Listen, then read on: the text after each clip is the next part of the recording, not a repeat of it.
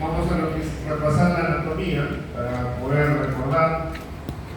Aquí está el útero, el cervix, el cuello cervical, la vagina, los labios menores, labios mayores. Por detrás del útero está el recto y por delante está la vejiga.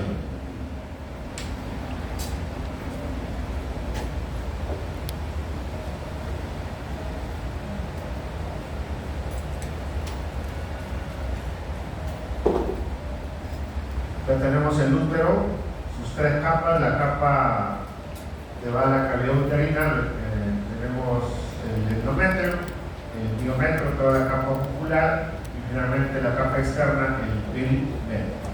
Acá tenemos la trompa del falopio y dentro de esta trompa o al costado de la trompa tenemos el ovario, ¿no? Donde se desarrollan los folículos ováricos. Bien, el proceso de formación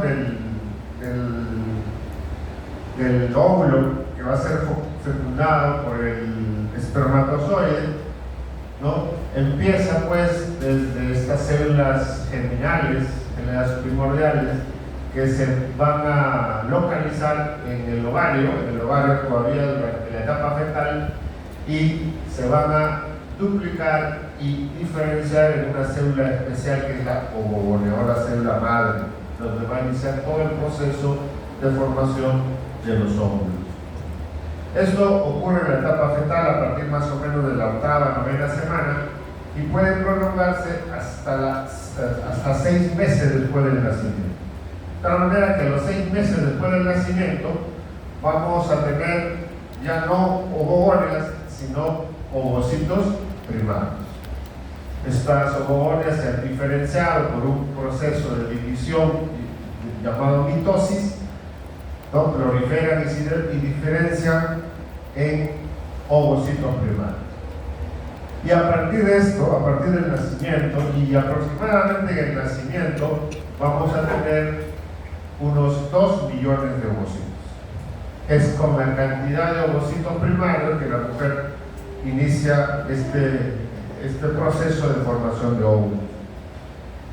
Pero va a ocurrir que este proceso del ovocito primario va a interrumpirse, va a iniciar el segundo proceso, ya no mitótico, ya no es mitosis, sino meiosis, para disminuir su carga genética. ¿Okay? Entonces, inicia el proceso de meiosis después del nacimiento, ¿no? Y se queda interrumpido en la profase 1. O sea, no se culmina este proceso de división de meiosis. ¿Y hasta cuándo va a quedar detenido? Hasta la pubertad, hasta que se produzca la primera regla, que se llama menario. Entonces, este ovocito primario quedará detenido en la profase 1 desde el nacimiento hasta que se inicia la menario. Y eso puede ocurrir desde los 10, 13, 14 años, dependiendo de cada individuo. Una vez llegada la pubertad, a partir de los 10, 13 años, promedio es 13 años, nuevamente se retoma esta meiosis 1, la primera meiosis, y se culmina formando 2 células. Un primer cuerpo polar que no tiene ninguna acción biológica y por lo tanto degenera, y una segunda célula que es el ovocito secundario. Entonces estamos hablando en la primera ovulación, la primera menarquia, la primera regla, alrededor de los 13 años. Entonces ahí se culmina esta primera meiosis. Luego, ¿no? Aproximadamente en 70 días, este ovocito secundario va a madurar hasta formar el óvulo maduro, ¿no? Que va a ser expulsado del ovario, y ese proceso se denomina ovulación, ¿no? Entonces ocurre la ovulación, ¿no? El óvulo, ¿no? Se libera a la cavidad abdominal y luego ese óvulo va a ingresar a las trompas de falopio y ser dirigida hacia la cavidad uterina, donde si hay espermatozoides, ese óvulo puede ser fecundado, y si es fecundado se va a iniciar el segundo proceso de meiosis. Entonces ya miren, aquí hay dos divisiones meióticas. La primera, que se termina en la pubertad, ¿no? Y la segunda, que se produce después que se realiza la fertilización del óvulo, o sea, la fecundación. Ahí entonces vamos a tener como producto final dos células, un segundo cuerpo polar que va a degenerar y el óvulo, ¿no? El óvulo, que es ya un huevo fecundado por el espermatozoide. En caso no haya espermatozoides en la cavidad uterina, no se va a producir la fertilización, la fecundación, y entonces, este folículo, llamado folículo de Graf o folículo maduro, va a degenerar en un cuerpo lúteo, y luego este cuerpo lúteo se convertirá en el cuerpo blanco o el cuerpo albicans, que luego degenera. Hay que aclarar que estos ovocitos, tanto primarios como ovocitos secundarios, no son células aisladas, sino están dentro de un folículo. Aquí la ovogonia, óvulo primordial, está dentro del folículo primordial. El ovocito primario está dentro del folículo primario. ¿Qué son los folículos? Es el ovocito más un conjunto de células que la rodean. Esas son las células de la granulosa. ¿Qué importancia tiene esta célula de la granulosa? Es las que van a nutrir al ovocito.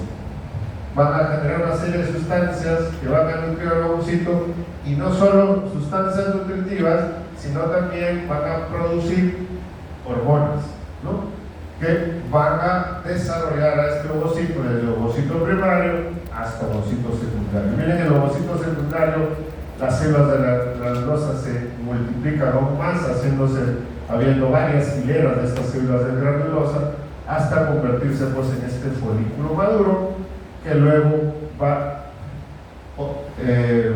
a romper la capa externa del ovario y va a producirse la ovulación.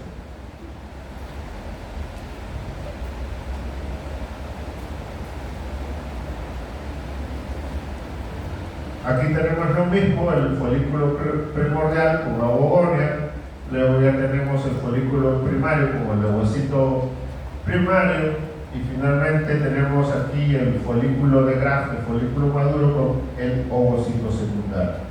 Y miren que también se va a formar una cavidad, el antro folicular. Y la función de este antro folicular es almacenar todos los nutrientes que producen las células de la granulosa. No solo nutrientes, también hormonas, como son los estrógenos y los progestágenos que producen estas células de la granulosa. Entonces sube como una reserva para nutrir a este ovocito que está en proceso de maduración, desde el ovocito primordial hasta el ovocito secundario. Luego, más o menos cuando ya se forma el folículo maduro o folículo de Graf, más o menos en 48, 72 horas, 2 o 3 días, se va a producir la ovulación. Se elimina el ovocito secundario para ser fecundado, y lo que queda, el remanente del folículo de Graf, es lo que sería el cuerpo amarillo o cuerpo lúteo, que si no hay fecundación se convierte en el cuerpo albicans, y nuevamente se repite el proceso, el ciclo menstrual. Entonces, en cada ciclo menstrual, cuya duración es variable dependiendo de cada mujer, en ciclos regulares aproximadamente son 28 días, entonces cada 28 días se va a producir va a madurar solo un folículo de Graf. Van a iniciar el proceso varios folículos, pero el que va a llegar solamente a madurar es un folículo de Graf, y es el que va a ovular. Solo un folículo cada mes, cada mensual. Entonces cada mes la mujer va gastando un determinado número de ovocitos primarios que se van a transformar en ovocitos secundarios. Estos ovocitos primarios en cada mes, ¿no?, entran a madurar 5 o 10 ovocitos, de los cuales solamente uno llega a madurar. Entonces, en cada ciclo mensual se va perdiendo ovocitos primarios. De tal manera que a partir de los 13 años se va consumiendo y van a ser nulas, ceros, cuando ya la mujer ya alcance los 50 años, ¿no? 45 a 50 años, cuando ya cesa la regla. A eso se denomina menopausia. Cuando ya la mujer no regla, entonces porque ya no hay ovocitos. Entonces los ovocitos primarios empiezan a madurar desde los 13 años hasta los 50 años. Su máxima edad son 50 años. De ahí ya la mujer no puede producir más óvulos, por lo tanto ya no puede tener hijos. A diferencia del varón, ¿no?, cuya las espermatogonias se van produciendo permanentemente, constantemente. El varón produce espermatozoides hasta el final de sus días, en cambio la mujer solamente hasta los 50 años. Entonces esta carga inicial de 2 millones de ovocitos en el nacimiento, en la pubertad, por ejemplo, son alrededor de 400.000, 500.000 ovocitos. Y así, esta población va disminuyendo hasta desaparecer, ¿no?, por completo a los 50 años.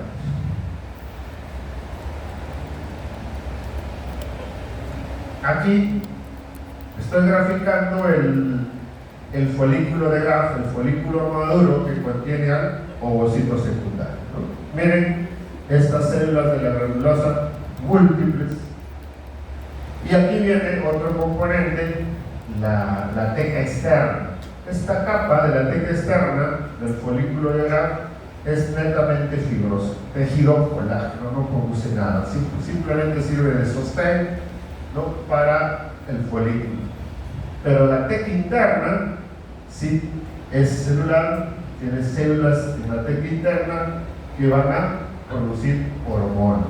Estas hormonas de la teca interna van a pasar a la granulosa para estimular el crecimiento de estas células de la granulosa para producir nutrientes, y estas mismas células granulosas también van a producir más hormonas que van a facilitar el desarrollo del folículo, desde el folículo primordial hasta el folículo maduro.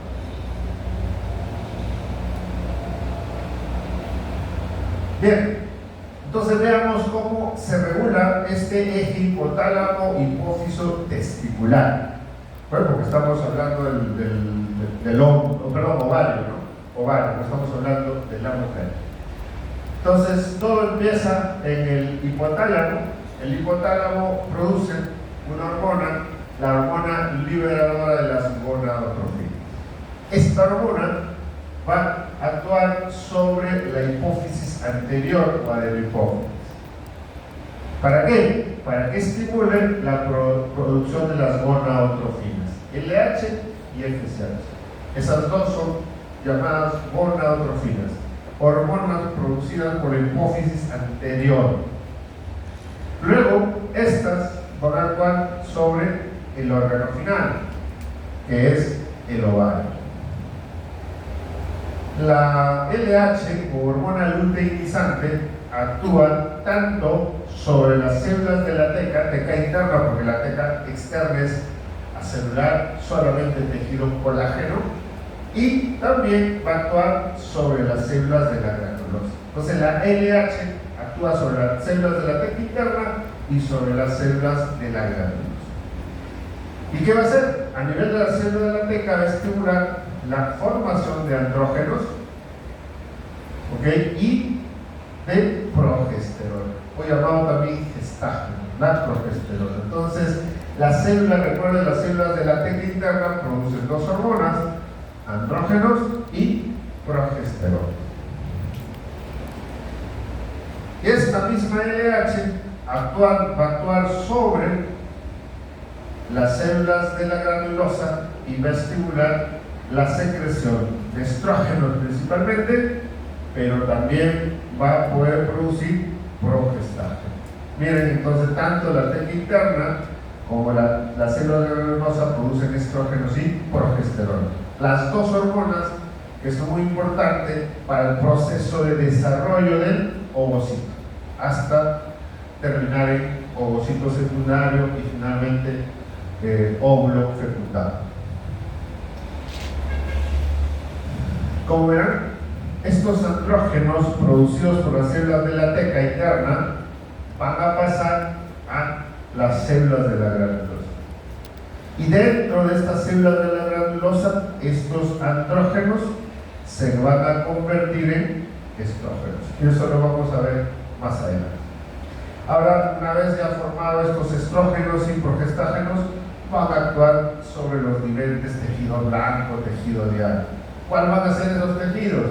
Las mamas, ¿no? Los genitales internos, lo que hemos visto, útero, vagina, ¿no? Cervix, ovarios, trompa de falopio, y también actúan sobre los genitales externos, labios menores, labios mayores, clítoris.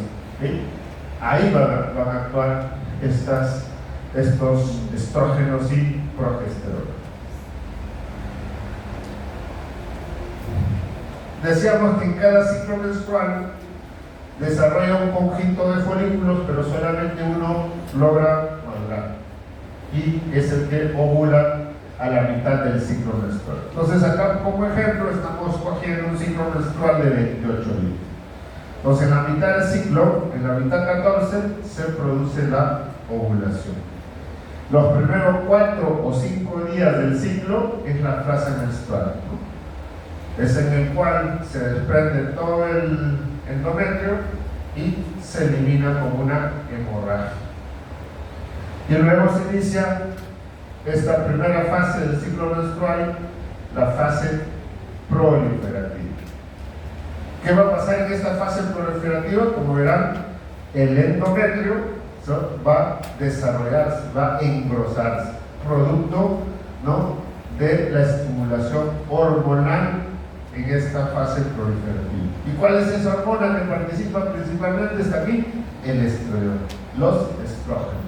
Esta es la progesterona, pero miren, los niveles de la progesterona son bajos en comparación a los estrógenos. Por eso a esta primera fase también se le llama fase estrogénica, ¿no? Entonces esa primera fase proliferativa llamada también estrogénica, mediada por los estrógenos, y el principal es estrógeno, el más activo biológicamente es el estradiol. Esos estrógenos, actuando sobre el endometrio, se le engruesan. Estas son las arterias en espiral, van a incrementar en su longitud, ¿no?, en su número, ¿no? Y todo esto va preparando, ¿no?, para que este útero, este endometrio, reciba al óvulo fecundado, ¿no? Aumenta el tamaño del endometrio, aumenta las glándulas a nivel del endometrio y aumenta la circulación, listo para recibir ese óvulo fecundado. De tal manera que al 14 días se produce la ovulación, ¿no?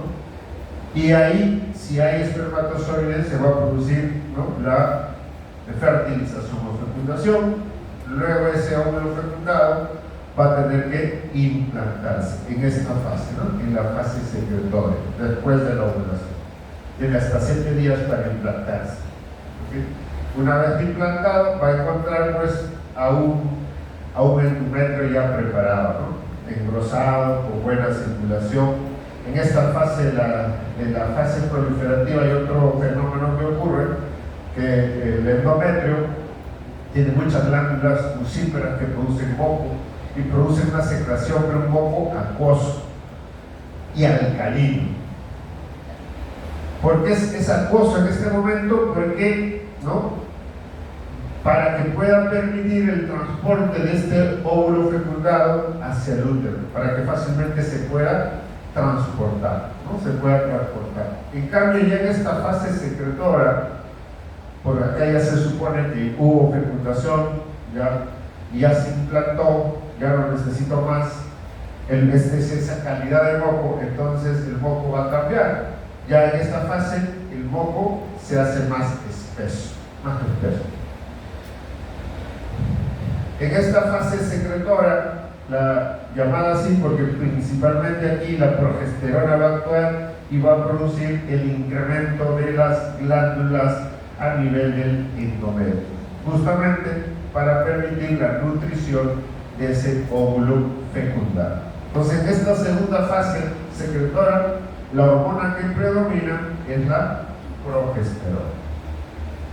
Si no hubiera fecundación, fertilización, entonces, ¿no?, todo este endometrio preparado con gran cantidad de glándulas va a tener que desprenderse y entonces, ¿no?, se inicia un nuevo ciclo con la fase menstrual, que es un desprendimiento de todo el endometrio, que se da, que puede durar 3 días, 4 o 5 días, dependiendo ya de cada mujer.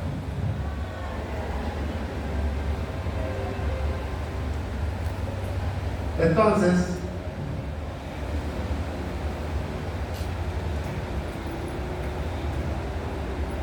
esta secreción de estrógenos en la primera fase y la secreción de progesterona en la segunda fase se debe a un estímulo hormonal. ¿Quiénes estimulan la secreción de estrógenos y progesterona? Es la LH y la FSH. Entonces vamos a ver cómo es que se relacionan.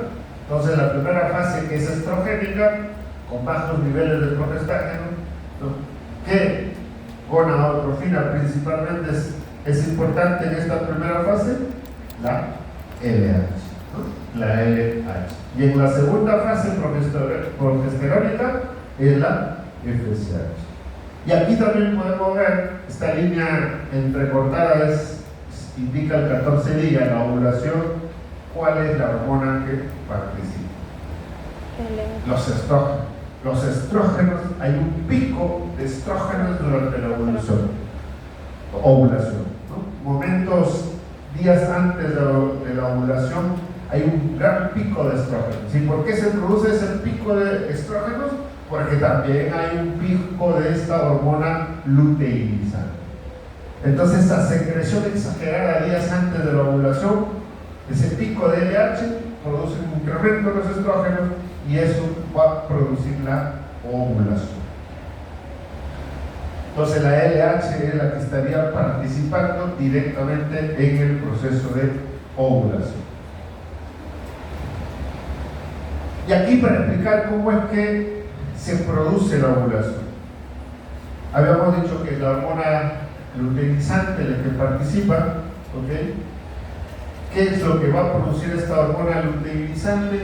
¿No? Va a actuar sobre las hormonas esteroideas foliculares, va a hacer que se sintetice mayor cantidad de estrógenos y progesterona.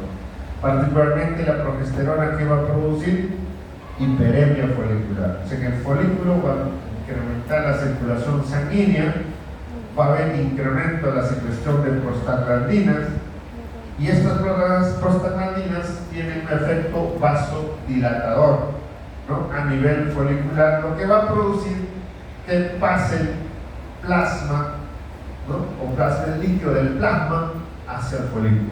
Entonces el folículo se va a incrementar en líquido, ese antro folicular se va a llenar más líquido, va a haber una hinchazón o tumefacción del folículo, aumenta la presión dentro del folículo y luego va a estallar. Y eso es lo que se denomina la ovulación. Por otro lado, esta progesterona también lo que va a hacer, tiene un efecto proteolítico, destruye proteínas, ¿no?, como la colagenasa. Y hemos visto que la teca externa es básicamente colágeno. Entonces esa progesterona va a digerir ese colágeno, ¿no?, va a debilitar la pared del folículo y finalmente destrucción del folículo y se produce la rotura y ovulación. Y aquí, para explicar, ¿no?, cómo es que se producen los mecanismos regulatorios de la producción de hormonas, estrógenos, progestágenos. ¿Okay? En la primera fase, la fase proliferativa o estrogénica, ¿no?, hay gran formación de estrógenos. Entonces, cuando hay muchos estrógenos, lo que va a pasar, y eso ya lo han visto para otros ejes, viene el proceso de retroalimentación negativa o feedback negativo. Va a inhibir tanto a nivel hipofisiario como hipotalámico la secreción de las hormonas. En hipotálamo disminuirá la GnRH y en la hipófisis disminuirá la LH y FSH. Eso pasa normalmente cuando hay mucha cantidad de estrógenos. Entonces, en la primera fase, como la cantidad de estrógenos es demasiado, entonces ya estos estrógenos van a ejercer una inhibición en el hipotálamo y hipófisis para no seguir produciendo demasiado estrógeno. Pero días antes de la ovulación, para evitar el ciclo, este mecanismo de inhibición o de retroalimentación a la baja cambia. ¿Por qué? Porque días antes existe ese pico de LH y ese pico de estrógenos, se eleva tanto el nivel que pasando un determinado umbral, un nivel de estrógenos, cambia la retroalimentación. Ya no va a ser una retroalimentación negativa, sino justo días antes de la ovulación se produce una retroalimentación positiva. O sea, por más estrógenos que tengo, deberían inhibirme, pero no va a ocurrir así. Más bien estimulan más al hipotálamo, a la hipófisis, entonces más GnRH, más LH, y eso es lo que lleva a sintetizar más estrógenos y produce la ovulación. Una vez que se produce la ovulación, ¿no? Ya en la segunda fase, la fase lútea, nuevamente, ¿no? Se vuelve a la regulación normal. ¿Qué pasa en esta regulación normal? Como la segunda fase es rica en progesterona, va a formarse grandes cantidades de progesterona, entonces esa progesterona va a inhibir a hipófisis hipotálamo para disminuir la cantidad de estas hormonas GnRH y LH, para no seguir produciendo mucha progesterona. Entonces, la excepción a la regla se ve en la ovulación. En la ovulación, en vez de haber retroalimentación negativa, existe por unos días una retroalimentación positiva para hacer ese pico de LH y ese pico de estrógenos que va a facilitar la ovulación. Después de ello, nuevamente, el ovario, la hipófisis y la hipotálamo se regula como todo tipo de hormona, ¿no? Cuando hay mucho hormona periférica, inhibe. Cuando se baja la hormona periférica, estimula al hipotálamo o hipófisis. Sí, iba a hacer una pregunta. ¿Puede hablar de un feedback positivo? Claro, esto se llama retroalimentación positiva, feedback positivo o regulación a la alza. También depende del libro que lo lean, van a utilizar todos esos sinónimos. Igual pasa acá en la retroalimentación negativa, feedback negativa, solamente habla de inhibición o retroalimentación a la baja o regulación a la baja.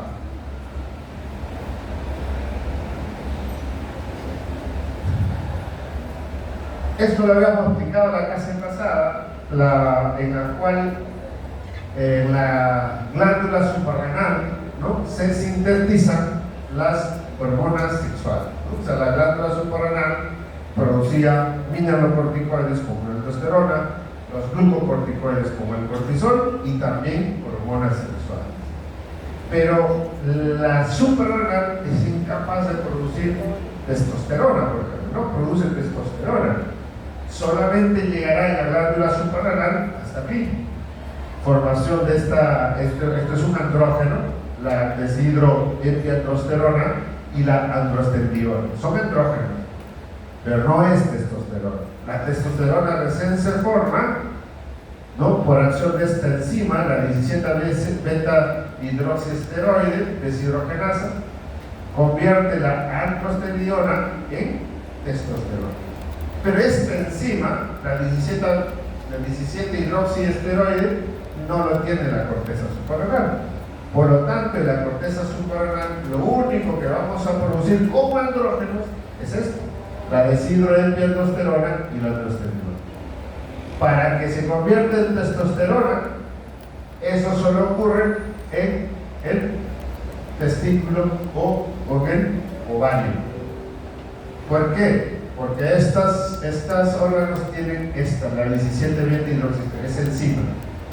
Entonces no confundamos los andrógenos que produce la corteza suprarrenal, simplemente la deshidroepiandrosterona y androstenediona. En cambio, las gónadas, la que producen entre los andrógenos es la testosterona, que es la que en realidad va a ejercer su efecto en los diferentes tejidos, ¿no? La testosterona.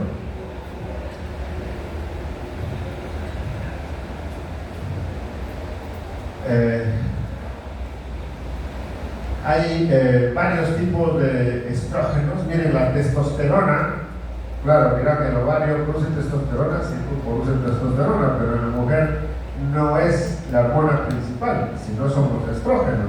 Entonces esa testosterona que produce el ovario tiene que transformarse en estrógeno. Y esa transformación ya no ocurre a nivel del ovario, sino va a ocurrir ya en los tejidos periféricos, en los tejidos blancos, los tejidos diáticos, donde va para la hormona. Ejemplo, la mama, ¿no? Cuando llega a la mama, la testosterona, el tejido mamario, tiene una enzima, la aromatasa. Esta aromatasa va a transformar la testosterona en estrógeno. ¿Okay? O también puede convertir la androstenediona en estrógeno. Y hay tres tipos de estrógenos: la estrona, el estradiol y el estriol. El principal, biológicamente el más activo, es el estradiol. ¿Ok? Entonces recuerden pues que la corteza suprarrenal no produce testosterona. Es el ovario y los testículos que sí pueden producir testosterona. Y en el caso de la mujer, en el ovario, que produce testosterona, esa se va a convertir en estrógenos en los tejidos periféricos. Aquí, ya a nivel celular, miren acá, esto es la representación de la célula de la teca interna. Teca externa es acelular y esta es la célula de la granulosa. Habíamos dicho que la LH, la hormona luteinizante, actúa sobre las células de la teca y sobre las células de la granulosa, en ambas. ¿Qué va a hacer la hormona luteinizante? Va a transformar el colesterol a pregnenolona, luego progesterona y finalmente andrógeno. Entonces, la principal hormona que produce la célula de la teca interna es andrógeno. Y estos andrógenos, ¿no?, van a pasar hacia la célula de la granulosa porque están continuos, están muy cerca. Ese es llamado el efecto paracrino, o sea, cuando una hormona ejerce efecto sobre una célula cercana. No necesita que la hormona pase a circulación para que llegue al tejido. Aquí va a pasar directamente, ¿no?, por continuidad de la teca interna a la granulosa. Y estos andrógenos ya en la célula de la granulosa se van a convertir en estrógenos. ¿Cómo se convierten estos andrógenos? Aquí va a estar la testosterona, por supuesto, en aromáticos, por intermedio de la aromatasa. La androstenediona, la testosterona, pasa a convertirse en estrógenos gracias a esta enzima, la aromatasa. ¿Y quién estimula a la aromatasa? La FSH, hormona estimulante de los folículos, que van a actuar sobre la célula de la granulosa. Miren, la FSH solo actúa en la granulosa. En cambio, la LH está actuando sobre la célula de la teca y sobre la granulosa. No. ¿Qué hace la LH en la célula granulosa? Sintetiza progesterona. Y esa progesterona pasa de la granulosa a la teca interna, y en la teca interna se convierte en andrógenos y acá nuevamente regresa a la célula de granulosa para producirse estrógeno, para convertirse en estrógeno. Bien, vamos, ¿cuáles son los efectos entonces estrogénicos? Estamos hablando de la mujer, ¿no? Van a participar en el desarrollo de las características sexuales secundarias: mama, vellos, tonos genitales externos, labios menores, mayores, clítoris. Aumenta la producción de glucógeno vaginal células cornificadas en el epitelio vaginal. Entonces no solamente van a promover la formación de glucógeno en la vagina, sino también la cornificación, ¿no? O sea, el grosor del epitelio de la vagina es gruesa, cornificada. Con la edad, llegado a la menopausia, ¿no? ¿Qué es la menopausia? Es atrofia de los ovarios. El ovario se atrofia. Entonces, ya no tenemos teca interna, ya no tenemos células glandulosas, porque todo ese ovario ya se atrofió, ya no hay más óvulos para desarrollarse, entonces ya no hay células que produzcan estrógenos y progestágenos. Como no hay estrógenos y progestágenos, entonces, ¿qué va a pasar con el epitelio vaginal de la posmenopáusica? Ya se va haciendo delgado. Va a haber menos glucógeno vaginal, entonces los pacientes son más susceptibles, por ejemplo, a infecciones vaginales. Ya el grosor del epitelio es muy delgado, entonces los pacientes usualmente, ¿no?, van produciendo infecciones vaginales, llamadas vulvovaginitis. El acto sexual también se hace doloroso, ¿no? Se hace doloroso, ya no hay secreción, por lo tanto pues es muy doloroso, no produce mucha secreción. Hay crecimiento, también participa en el crecimiento de los folículos ováricos y motilidad de las trompas uterinas. Esto ya lo hemos mencionado, es el efecto del estrógeno sobre las trompas uterinas, así que aumente su movimiento peristáltico para facilitar, ¿no?, que el ovocito secundario llegue al útero para ser fecundado. Estimulan la proliferación del epitelio glandular y ciliar en las trompas del falopio. Es el mismo principio, aumenta el movimiento ciliar. ¿Para qué? Para transportar a ese ovocito, y tanto al ovocito como al espermatozoide, para que haya fecundación. Aumenta el flujo sanguíneo uterino, aumenta las fibras uterinas y las vuelve más sensibles a la oxitocina. El moco cervical es más fluido y alcalino, para facilitar el movimiento tanto de los espermatozoides como del ovocito.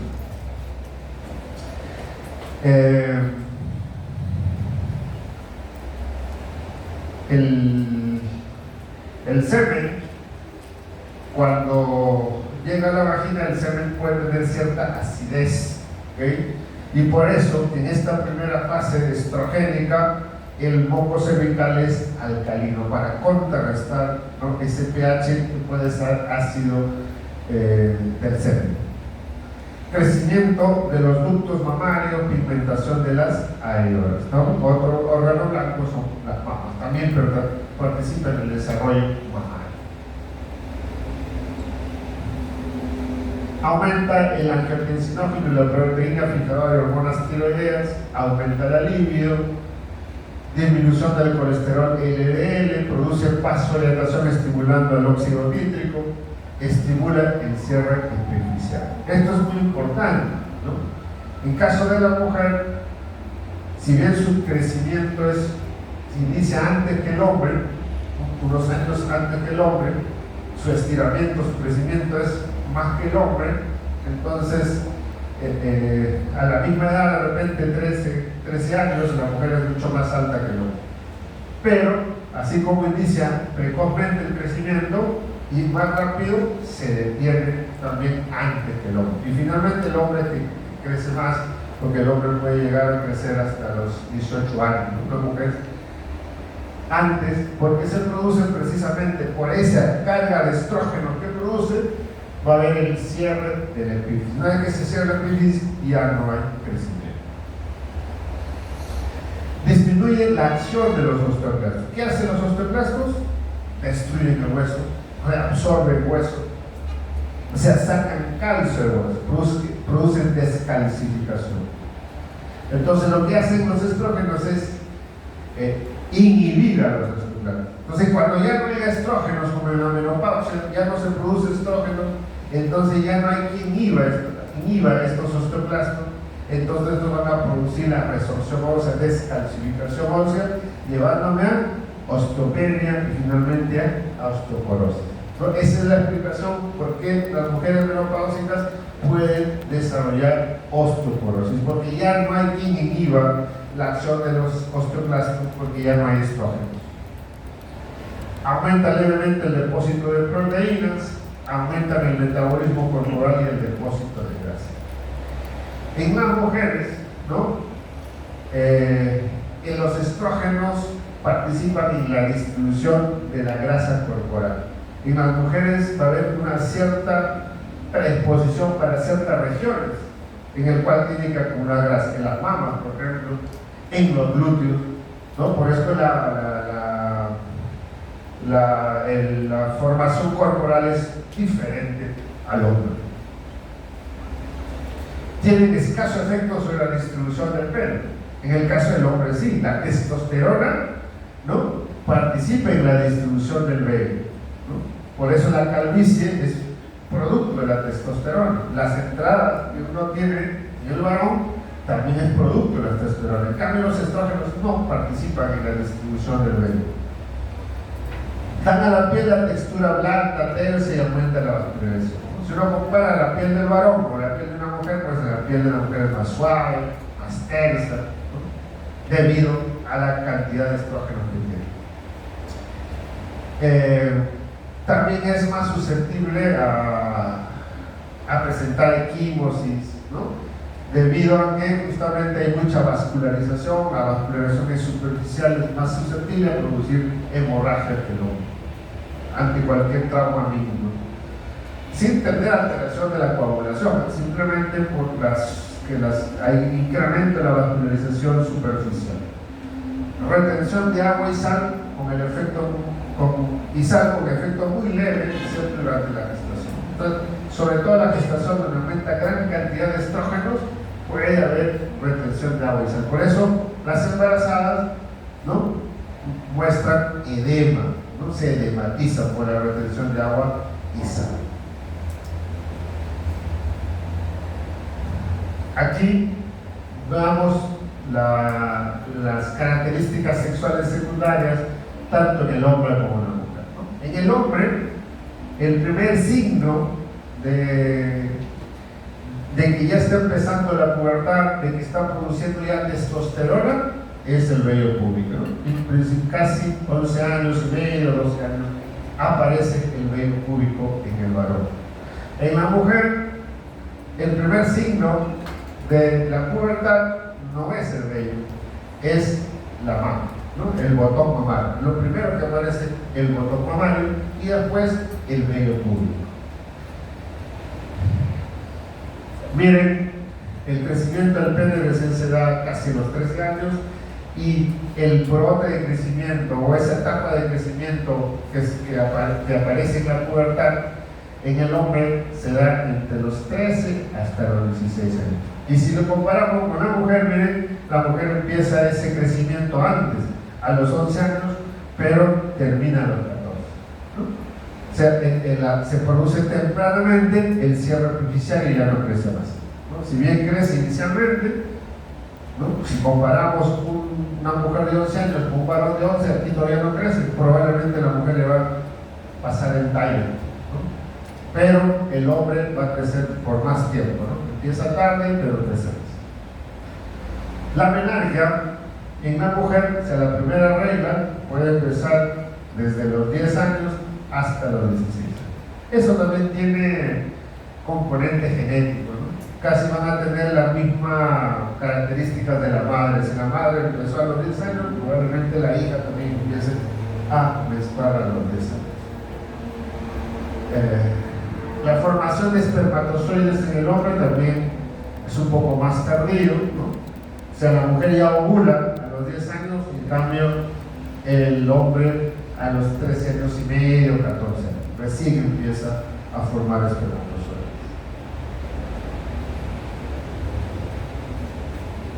Veamos ahora los efectos de la progesterona, la otra hormona importante producida por los ovarios.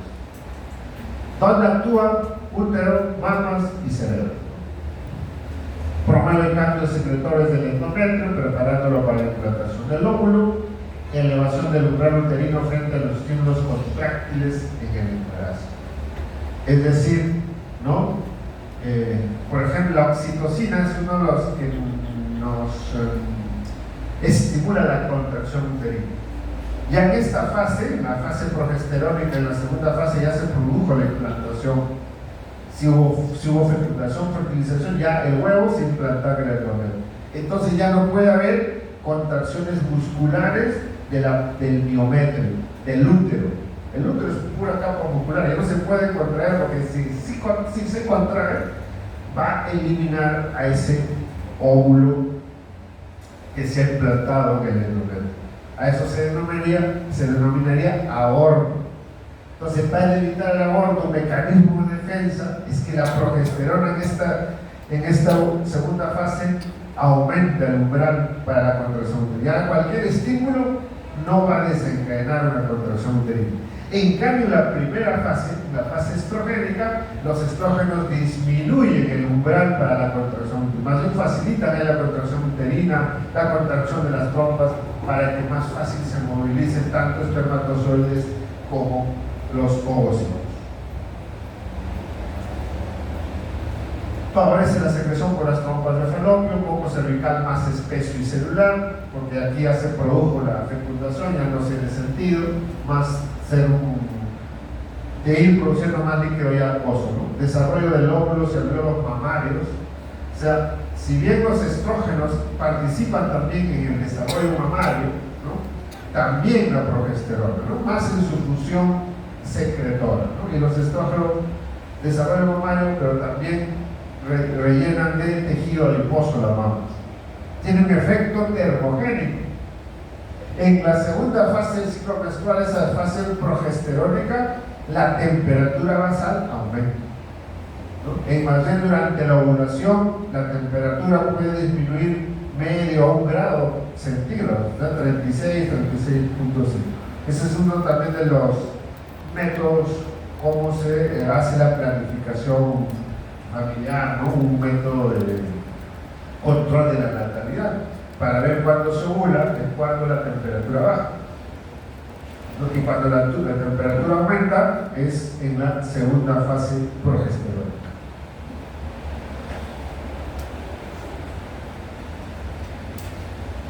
Grandes dosis de progesterona pueden producir natriuresis, ¿no? Al revés que los estrógenos que hacían retención de agua y sodio, y aquí más bien puede producir natriuresis. Y bueno, facilitan el mantenimiento del embarazo. Bien, la menopausia y la atrofia de los ovarios, ya no se producen estrógenos y progesterona. Entonces la cantidad de los estrógenos, tanto el estrona como el estradiol, miren, esta es la fase reproductiva, desde los 13 hasta los 50 años. Acá están los estrógenos, caen enormemente. Entonces, si los estrógenos caen, ¿qué va a pasar con las gonadotrofinas? ¿Qué va a pasar con el hipotálamo, con la liberación de la hormona liberadora de gonadotrofinas, la GnRH? ¿Va a haber un feedback? ¿Positivo o negativo? Positivo. Si mis hormonas periféricas han bajado, entonces yo necesito aumentarlas. Por lo tanto, tengo que estimular al hipotálamo, tengo que estimular a la hipófisis. Eso es lo que ocurre en la menopausia. Como ya no tengo hormona periférica, entonces este descenso, feedback o retroalimentación positiva. En el hipotálamo aumenta la GnRH y en la hipófisis aumenta la FSH. Miren, esta es en la etapa fértil, mujer reproductiva, 13 a 50 años. No llega ni a 20 unidades internacionales de FSH-LH, pero en la menopausia, ¿no?, llega hasta 80 unidades internacionales. Esto es lo que pasaría, por ejemplo, si yo tuviera un trastorno en el ovario. O vamos a suponer, me extirpan los ovarios, porque tengo un cáncer de ovario, me extirpan y no.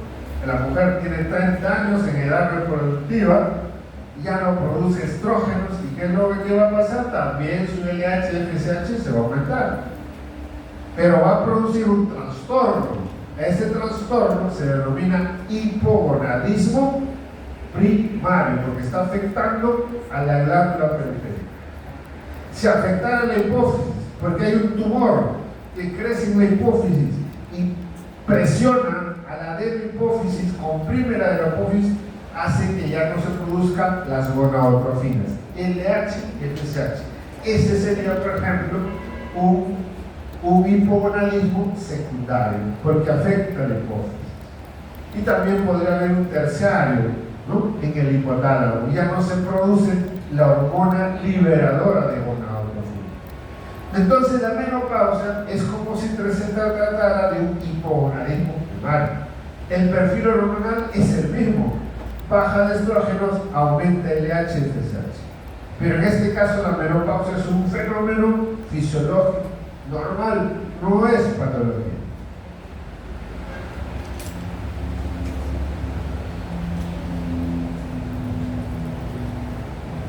Si se produjo la fertilización, la implantación y por lo tanto el embarazo, entonces durante el primer trimestre la placenta, o si quiero el óvulo implantado, va a producir una hormona, la hormona gonadotrófica coriónica humana. ¿Qué va a hacer esa hormona? ¿Cuál es la función de esta hormona? Estimular a ese cuerpo lúteo, al cuerpo amarillo, para que siga produciendo estrógenos y progestágenos. No se olviden que el cuerpo amarillo no es otra cosa que el remanente de los folículos, ¿no?, o sea, de las células de la glándula ósea y la teca. Por lo tanto, durante el primer trimestre del embarazo, si no hubiera estrógenos y progestágenos, ese óvulo implantado degenera, no podría sobrevivir. Entonces, esa es la función de la hormona gonadotrófica humana: estimular al cuerpo lúteo para que siga produciendo durante esta fase progesterona, y acá están los estrógenos. Entonces, durante el primer trimestre es esta hormona placentaria, la gonadotrofina coriónica humana, la que produce estrógenos y progestados por intermedio del cuerpo lúteo. Pero ya en el primer trimestre el cuerpo lúteo desaparece, ¿no? Ya desaparece. Entonces, recién a partir del segundo y tercer trimestre es la placenta misma que se encarga de producir estrógenos y progestados. Y es lo que permite mantener el embarazo hasta el final.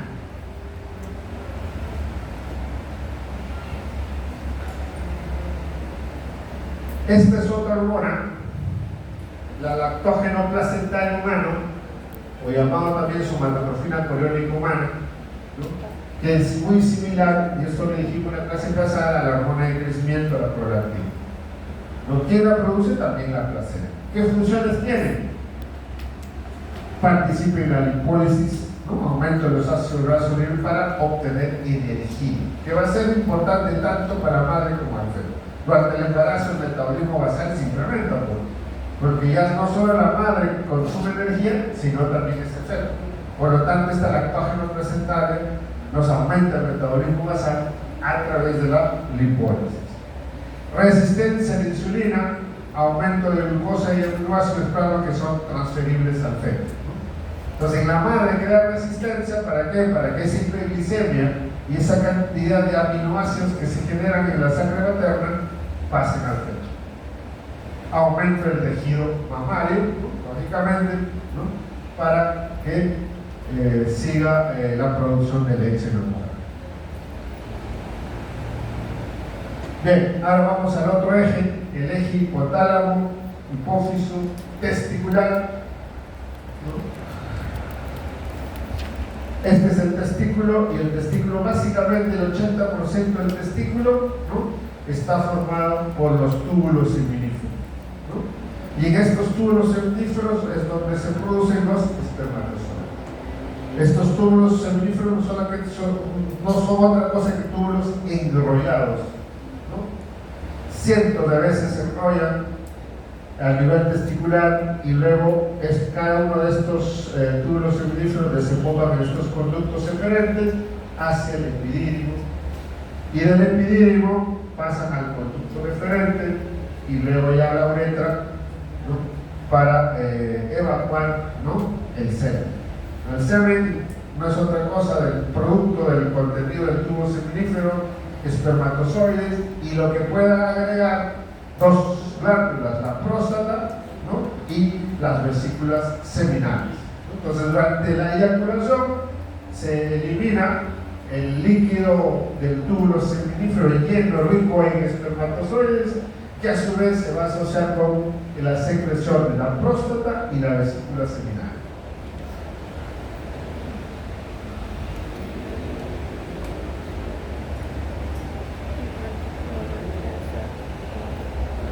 Esta es la representación de un túbulo seminífero, ¿no?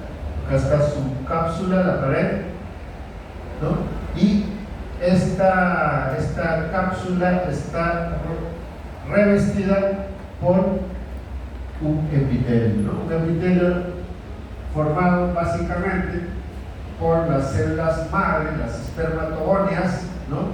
Los espermatozoides y unas células que pueden verse aquí diferentes son las células de Sertoli. Acá se ve mejor, miren, ¿no? Acá están las células de Sertoli, acá están todas las espermatogonias, ¿no? Y estas espermatogonias se van diferenciando en espermátides y finalmente espermatozoides. Entonces, el epitelio de estos túbulos seminíferos está formado por tres células: espermatogonias, espermatozoides y las células de Sertoli. Estas células de Sertoli son las que sirven para la nutrición de estos espermatozoides y permanezcan viables dentro de los túbulos seminíferos.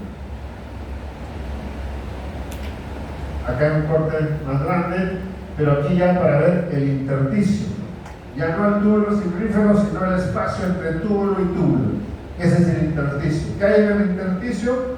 Por supuesto, las fibras, los fibroblastos, ¿no? Y unas células especiales, las células de Leydig. Y acá están los vasos sanguíneos, ¿no? Entonces, las células de Leydig y dentro de los túbulos seminíferos, las células de Sertoli. Igual, ¿no?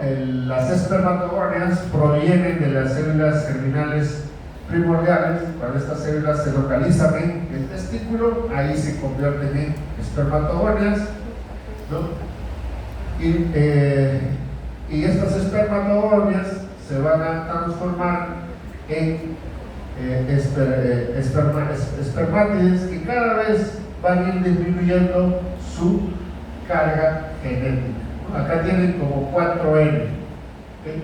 Entonces, desde el nacimiento hasta la pubertad queda paralizada la meiosis. No hay meiosis, solamente hay mitosis para que estas espermatogonias se multipliquen, y luego ya después de la pubertad, ¿no? Estas espermatogonias se van diferenciando en espermátides para después llegar a espermatozoides, ¿no? Entonces, igual viene la primera división meiótica, donde la carga genética se divide a la mitad. Luego viene la segunda división meiótica, donde ya quedan células haploides con 23 cromosomas, ¿no? Y estos son ya los espermatozoides. El hombre produce espermatozoides durante toda su vida. A partir de los 13 años o 14 años en que se inicia el proceso de maduración.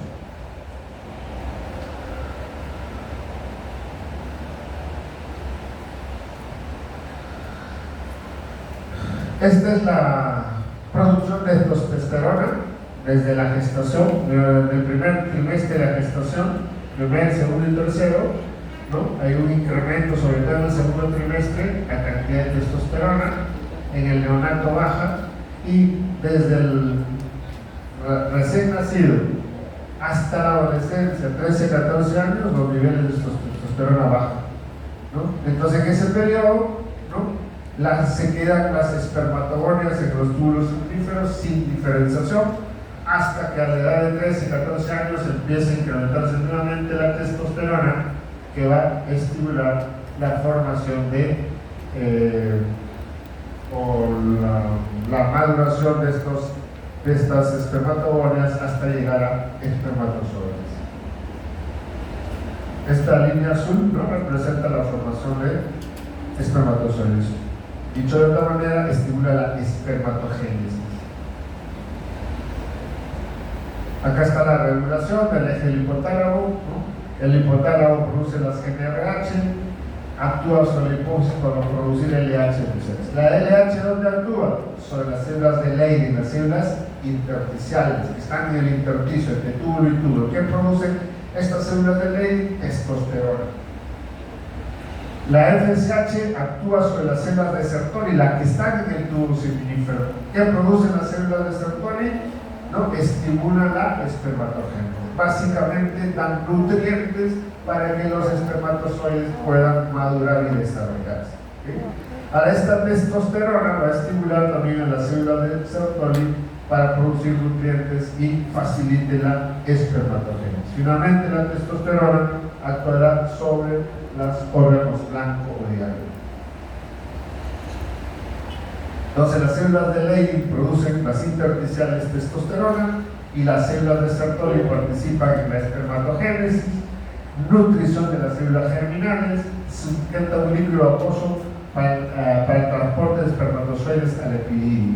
O sea, las células de Sertoli, además de los nutrientes, generan un líquido acuoso que facilita la movilización de los espermatozoides desde los túbulos seminíferos hacia el epidídimo y de ahí hacia la uretra.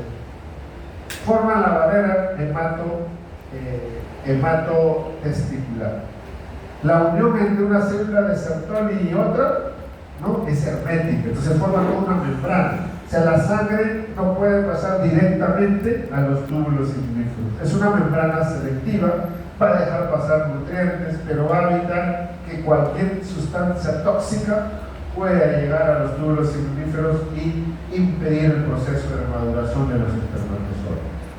Por eso dice que es una barrera selectiva. También va a participar en la producción de las proteínas transportadoras de andrógeno y produce la inhibina. Si ven aquí, la inhibina produce las células de Sertoli y esta inhibina ejerce una retroalimentación negativa a nivel hipofisial. Se disminuye la secreción de FSH.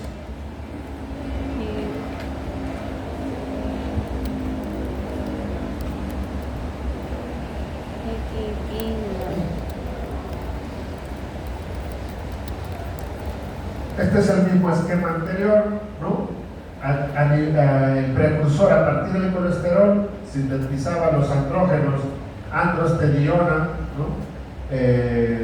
Y la dihidroepiandrosterona, ¿no? Los dos andrógenos que podrían incluso producir la corteza suprarrenal, pero ahí quedaría la corteza suprarrenal. Pero como estamos en el testículo, estos se pueden convertir en testosterona gracias a esa enzima que ya revisamos anteriormente, la 17 beta hidroxisteroide se convierte en testosterona, y en los órganos diarios, así como en la mujer, ¿no?, el ovario producía testosterona y en los tejidos periféricos se convertía esta testosterona a estrógenos por efecto de la aromatasa. Lo mismo aquí, esta testosterona en algunos tejidos se va a convertir, ¿no?, en dihidrotestosterona.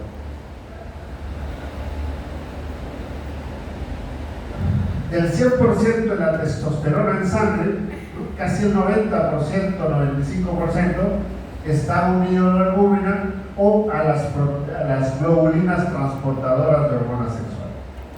Esa no tiene actividad biológica, no ejerce actividad, solamente es la testosterona o los andrógenos que se encuentran libres en la sangre.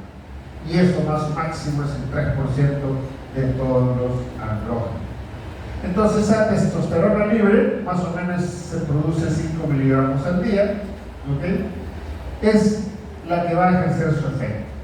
Puede ser efecto directo de la testosterona sobre los tejidos, o sufre la acción de la 5-alfa-reductasa y se transforma en dihidrotestosterona, y otro grupo de testosterona a través de la aromatasa va a formar estradiol. Sí, o sea, también producimos estrógenos, pero en mínima cantidad, no producimos en cantidades como en la mujer. En los hombres la principal hormona es la testosterona y la dihidrotestosterona, ¿no? Acá es, mira, 8%, ¿no? Casi el 90% en el hombre. La hormona principal es la testosterona, 8% la dihidrotestosterona y casi nada, 0.3% estradiol. ¿Qué va a hacer la testosterona, la dihidrotestosterona? Voy a pasar a la siguiente lámina. La testosterona va a actuar sobre todo sobre los genitales masculinos internos, es decir, va a participar en la diferenciación del epidídimo, conducto deferente, vesícula seminal. En cambio, la dihidrotestosterona básicamente son los genitales masculinos externos, ¿no? Como el pene, el escroto y próstata. Testosterona incrementa la masa muscular, ¿no? Entonces, en el hombre hay más masa muscular que en la mujer. Brote del crecimiento puberal, cierre epifisiario, también participa en el cierre epifisiario, pero más tardío. La mujer se cierra a los 14, el hombre 16, 18 años. Participa en el crecimiento del pene, participa en el cambio de la voz, ¿no? El hombre, cuando llega a la edad de la pubertad, 13, 14 años, empieza a engrosar la voz, cambio de voz. Estimula la espermatogénesis y aumenta la libido. En cambio, la dihidrotestosterona en genitales externos, esta es la que participa en la distribución del vello corporal, ¿no? La calvicie, las entradas que existen normalmente en el varón, patrón de alopecia masculina, participa en las glándulas sebáceas y crecimiento de la próstata. Entonces, la hidrotestosterona más es genitales externos, excepto, digamos, la próstata, que es un órgano interno. Entonces, la progesterona, la dihidrotestosterona interviene en el crecimiento de la próstata. Por lo tanto, cuando hay hiperplasia prostática benigna, o crecimiento de la próstata, ¿no? Que no sea cáncer, por supuesto, ¿no? ¿Qué hacemos para el tratamiento? Justamente, como es efecto de esta dihidrotestosterona el responsable del crecimiento de la próstata, entonces, para que no se forme dihidrotestosterona, utilizamos un fármaco que bloquee esta enzima, la 5-alfa reductasa. Entonces, en el tratamiento de la hiperplasia prostática, si usa inhibidores de la alfa reductasa, ya no se forma dihidrotestosterona, por lo tanto no hay quien estimule el crecimiento de la próstata. En los casos de cáncer de próstata también se puede hacer eso, ¿no? Se puede, para evitar que el crecimiento, ¿no?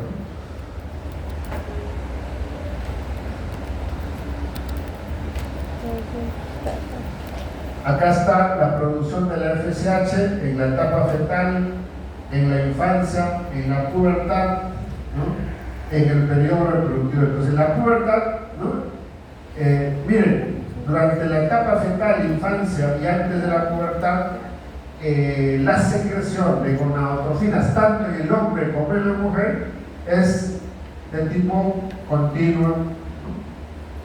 En cambio, llegado a la pubertad en el hombre y la mujer, la secreción de gonadotrofinas cambia su forma de producción. Ya no es una formación constante, permanente, sino es pulsátil, así como el ACTH, el cortisol, pulsátil, ¿no? Con el pulso de cada 2 horas se produce LH, FSH, ¿no? Y luego ya en la vejez también nuevamente cambia su forma de producción, se hace nuevamente constante, ya no en picos. Y por supuesto se incrementa, ¿no? Más tanto en el hombre como en la mujer, porque ya no se produce estrógenos o progesterona, o en el caso del varón también disminuye la producción de testosterona, ¿no?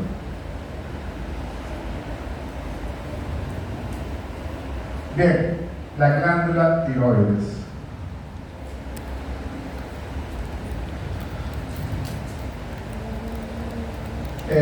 Las hormonas tiroides son derivadas de las aminas, ¿no? La glándula tiroides produce 3 tipos de hormonas: la T4 o tiroxina, la T3 o triodotironina y la calcitonina. La que tiene mayor actividad biológica es la T4, 93% de actividad metabólica frente a la T3 de un solo 7%. La T4 se puede convertir en T3 con el tiempo. La T3 es 4 veces más potente que la T4, pero su cantidad es menor y su duración es más breve. En la glándula tiroides hay unos folículos tiroideos, ¿no? El centro es un líquido y el epitelio está formado por los tirocitos, son los encargados de producir estas hormonas tiroideas. Entonces, estos coloides, el coloide, ¿no? El componente principal del coloide es la tiroglobulina, que es la que contiene a las hormonas tiroideas, a la T3 y a la T4.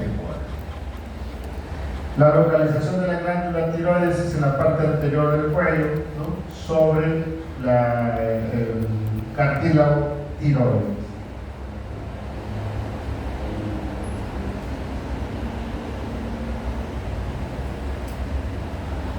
Entonces, ¿cómo es que se produce la síntesis de las hormonas tiroideas? Para formar las hormonas tiroideas necesitamos yodo.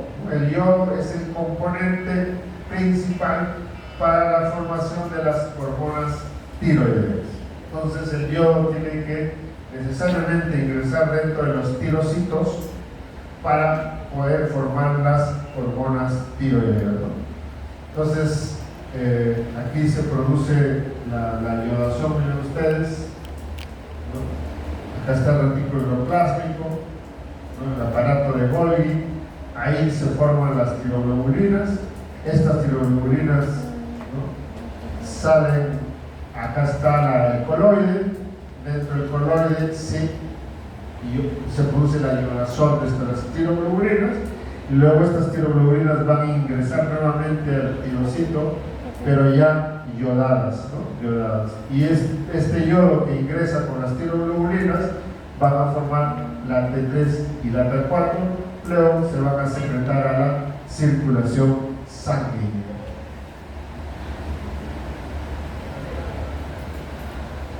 Ahí están las moléculas, ¿no? De los diferentes tipos de hormonas. Está la T3, la T3 reversa, que también es otro tipo de hormona que pueden producir los tirocitos.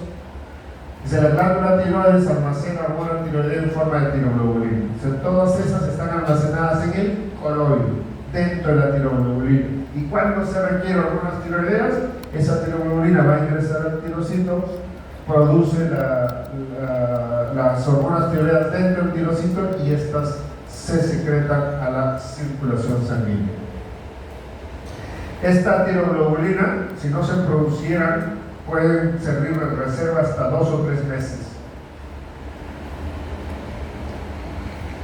Las hormonas tiroideas estimulan la transcripción de genes y formación de ARN mensajero. En la primera clase habrán visto los diferentes tipos de hormonas. En este caso la T3 y la T4 son hormonas que actúan dentro del núcleo de la célula. Hasta la T3, la T4 tienen receptores dentro del núcleo de la célula, del tirocito en este caso. Esto va a estimular la secreción de ARN mensajero y la síntesis de proteínas. La T4 inicia su efecto en 2 o 3 días y su máximo a los 10 y 12 días. La T3 inicia efecto 6 a 12 horas, es mucho más rápida, y su máximo efecto es 2 o 3, dura menos, ¿no? Inicia rápido, pero dura menos.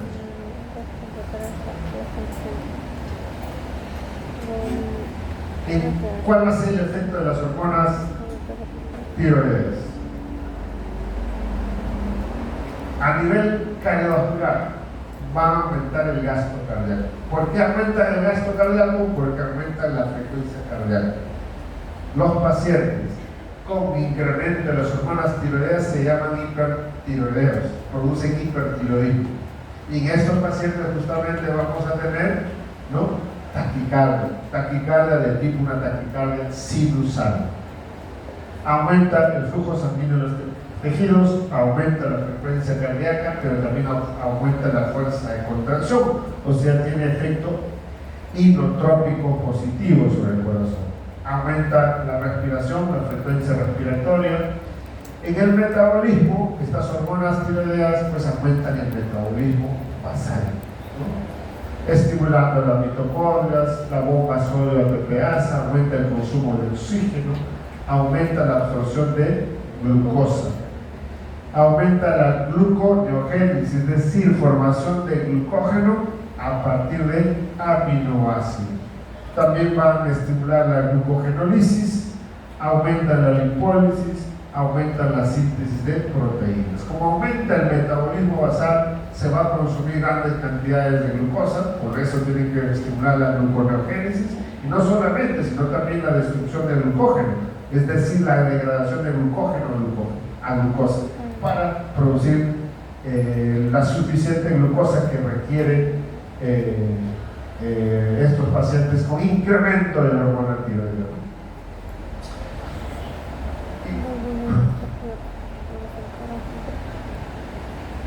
¿Cuáles son las funciones de las hormonas tiroideas? Estimulan el metabolismo de los hidratos de carbono, aumentan la captación de glucosa, glucogenólisis, gluconeogénesis, secreción de insulina y absorción en el tubo digestivo. Todo esto para producir hiperglicemia, para cubrir las necesidades energéticas, ¿no? Ya que la hormona tiroidea aumenta el metabolismo basal. Estimulan la lipólisis, también para aumentar la energía. La beta oxidación de los ácidos grasos genera ATP y eso genera energía para este metabolismo que está acelerado. Aumentan las necesidades de vitaminas, aumentan el metabolismo basal, aumentan la motilidad digestiva. Cuando hay enfermedad y cuando hay hipertiroidismo, por ejemplo, puede llegarse a que el paciente aumenta tanto el movimiento intestinal que se va a expresar como diarrea. Pero en condiciones normales simplemente nos aumentan el movimiento intestinal, pero no llegan a la diarrea, ¿no?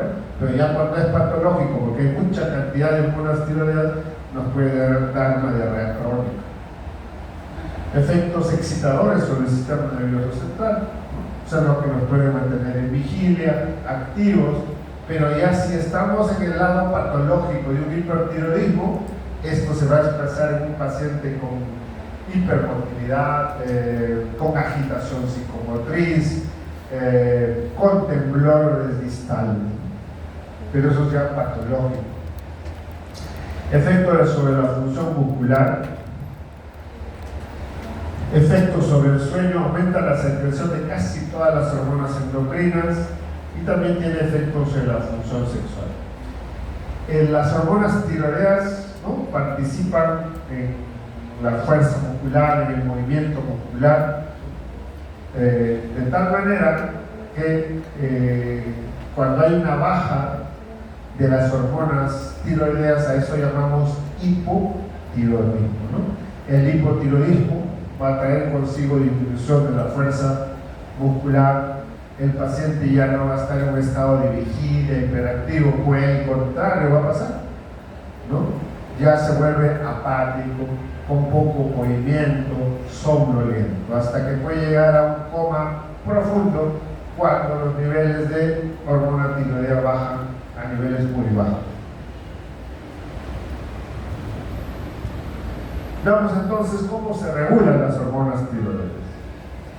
El hipotálamo produce la hormona liberadora de tirotropina que va a actuar sobre la adenopófisis, ¿no?, estimulando de la producción de la TSH o tirotropina, y la tirotropina a su vez actuará sobre la tiroides para que produzcan hormonas tiroideas, ¿no?, la T3 y la T4. Cuando hay muchas hormonas tiroideas, tendrá la retroalimentación negativa tanto para hipófisis como para hipotálamo. O cuando hay muy pocas hormonas tiroideas, tendrá una retroalimentación positiva.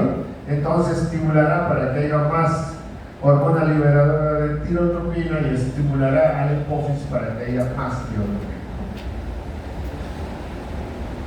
La TSH eleva la proteólisis de la tiroglobulina, esa tiroglobulina que está en el coloide, ¿no? La va a destruir para que libere yodo y se pueda formar hormonas tiroideas dentro del tirosito. Incrementa la actividad de la bomba de yoduro para que ingrese más yodo a la célula en el tirosito, intensifica la iodación de la tirosina, aumenta el tamaño y la actividad secretora de las células tiroideas.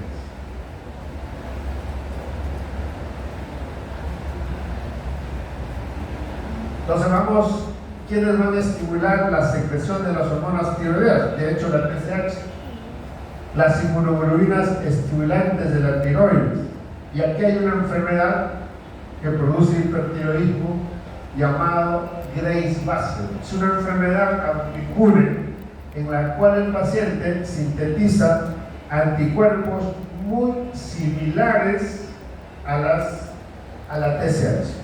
Se parecen mucho a la TSH. Son anticuerpos, son inmunoglobulinas que van a actuar sobre los receptores de las hormonas tiroideas y la van a activar y de esa manera producen hipertiroidismo.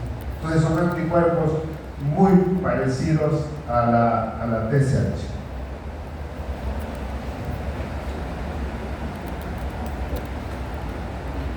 Aumentan las globulinas transportadoras de tiroglobulina, sobre todo durante el embarazo. ¿Qué la van a inhibir? La deficiencia de yodo. Por lo tanto, si no tengo yodo, pues que es la materia prima para sintetizar hormonas tiroideas, no voy a poder sintetizar hormonas tiroideas. La deficiencia de las iodovidasas, ingesta excesiva de yodo. Acá parece contradictorio, ¿no? Si tengo más yodo, yo debería sintetizar más hormonas tiroideas. Y si no tengo yodo, no puedo sintetizar hormonas tiroideas. Entonces acá viene el efecto de Wolff-Chaikoff, para explicar esto bien. Inicialmente, cuando damos una carga de yodo al individuo, el paciente ingiere una carga de yodo, ese yodo es de la circulación sanguínea, llega a la glándula tiroides. Entonces lo que primero va a pasar es que esta línea es captación de yodo por el tirosito, y organificación significa producción de hormonas tiroideas T3 o T4. ¿Okay? Entonces inicialmente cuando hay una carga de yodo va a aumentar la captación de yodo por las tirosinas y aumenta la producción de hormonas tiroideas. Esa es la primera fase frente a una sobrecarga de yodo. Aumenta la captación de yodo por el tirosito y ese tirosito ya dentro de la célula del tirosito produce hormonas tiroideas. Pero hasta un nivel, ¿no? Llegado a un nivel cuando hay ya mucho yodo, viene el efecto de Wolff-Chaikoff. ¿Qué es el efecto de Wolff-Chaikoff? Que el tirosito se bloquea. Se bloquea la captación, inhibe la captación. Entonces el proceso de captación de yodo por el tirosito disminuye y por lo tanto la producción de hormonas tiroideas también cae. Eso se llama el efecto de Wolff-Chaikoff. Este fenómeno de Wolff-Chaikoff es un fenómeno fisiológico que nos defiende, nos protege cuando hay una sobrecarga de yodo. Entonces, cuando hay una sobrecarga de yodo, inicialmente sí voy a aumentar mi producción de hormonas tiroideas, pero inmediatamente ese tirosito se bloquea, ya no capta más y empieza a bajar la producción de hormonas tiroideas. Eso es lo que me permite mantener un nivel de hormonas tiroideas en niveles normales. No hago ni hipo ni hipertiroidismo. A eso se refería la sobrecarga de yodo. La disminución de las globulinas transportadoras de tiroglobulina también van a inhibir la secreción de hormonas tiroideas. Creo que es la última, sí. ¿Alguna pregunta? ¿Y terminó? ¿No está claro? Ya, vamos unos minutos a la lista.